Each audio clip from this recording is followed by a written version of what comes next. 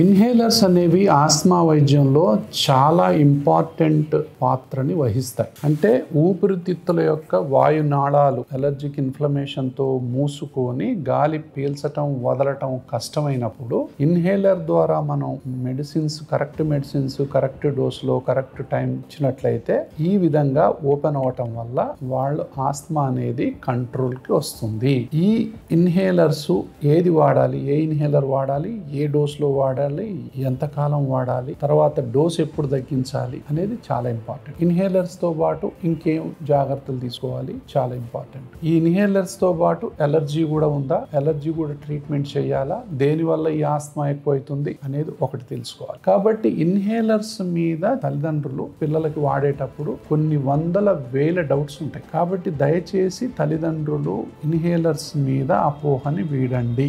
ఇప్పటి వరకు అత్యంత ప్రభావవంతమైనటువంటి మెడిసిన్స్ ఏమైనా ఉన్నాయి అంటే ఇన్హేలర్సే. సో సరి అయినటువంటి అనుభవం కలిగిన డాక్టర్ని సంప్రదించి సరి అయిన మోతాదులో గనక మనం ఇన్హేలర్స్ వాడినట్లయితే తాళానికి దగ్గ తాళం చెవిలాగా, అంటే కరెక్ట్ పాస్వర్డ్ కొడితే సిస్టమ్ ఓపెన్ అయ్యేలాగా ఇన్హేలర్స్ కనుక వాడినట్లయితే మనకు అద్భుతమైనటువంటి రిజల్ట్స్ వస్తాయి. అలా కాకుండా తాళం ఒకటి తాళం చెవి ఒకటి అన్నట్టు పాస్వర్డ్ ఒకటి నువ్వు రాంగ్ పాస్వర్డ్ కొట్టడం వల్ల సిస్టమ్ ఎంతకు ఓపెన్ కాదు. అంటే తప్పుడు ఇన్హేలర్స్ వాడుతూ ఇన్హేలర్స్ పని చేయట్లేదనో ఇన్హేలర్స్ మీద అపోహలు పెంచుకోవటము చాలా తప్పు. అంటే మీరు వాడే కీయే రాంగ్ అనేటటువంటి విషయాన్ని మీరు ఎంత తొందరగా గుర్తించి సరి అయిన డాక్టర్ని సంప్రదించి అప్పుడు మనం సరి అయినటువంటి వైద్య పరీక్షలు చేసి ఆస్మా ఏ దశలో ఉందో తెలుసుకోవాలి, ఆస్మా రావడానికి మూల కారణం ఏంటో తెలుసుకోవాలి, ఈ రెండింటి వల్ల గురక ఏమన్నా వస్తుందా తెలుసుకోవాలి. ఇవన్నీ కలిపి ఇంకే ప్రాబ్లమ్స్ కన్నా దారి తీస్తున్నాయా అంటే లైక్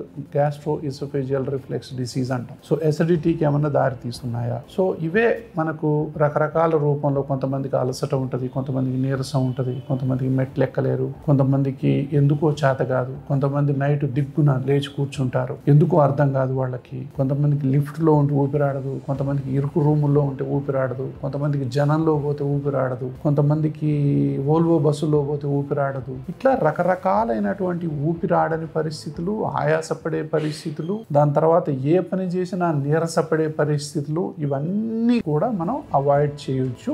ఇప్పుడు అలర్జీ ఆస్మా వైద్యానికి ఎంత తొందరగా వైద్యం తీసుకుంటే వాటి నుంచి అంత తొందరగా మనం విముక్తి పొందుతాము. అంటే ఆ బాధల నుంచి విముక్తి పొందటం అనేది ఇప్పుడు చాలా సులభమైనటువంటి విషయం. సో శ్వాస హాస్పిటల్లో దీనికి సంబంధించిన అత్యాధునిక ఇన్హేలర్స్, రీసెంట్ గా వచ్చినటువంటి ఇన్హేలర్స్, దాని తర్వాత ఇమ్యూనోథెరపీ, దాని తర్వాత బయలాజికల్స్, దాని తర్వాత స్లీప్ స్టడీస్, లేటెస్ట్ గా ఐసియు, తర్వాత emergency care, inpatient care, insurances, అన్ని రకాలైనటువంటి సదుపాయాలు ఇప్పుడు అలర్జీ, ఆస్తమా, గురక మరియు శ్వాస వ్యవస్థకు సంబంధించినటువంటి అన్ని జబ్బులకి, తర్వాత ఈఎన్టీకి సంబంధించినటువంటి జబ్బులకు కూడా కన్సల్టెంట్ డాక్టర్స్ ఏదైనా సరే బ్రీదింగ్ సమస్యకు పరిష్కారం ఇచ్చే దశగా శ్వాస హాస్పిటల్ అన్ని ముందుకు తీసుకెళ్తున్నాం. సో ఈ యొక్క ఫెసిలిటీస్ ని ఎవరైతే అలర్జీ, ఆస్మా, ఈ శ్వాస సమస్యలతో బాధపడుతున్నారో వాళ్ళు యూటిలైజ్ చేసుకొని హ్యాపీ లైఫ్ గడుపుతారని చెప్పి ఆశిస్తున్నాను. Thank you so much.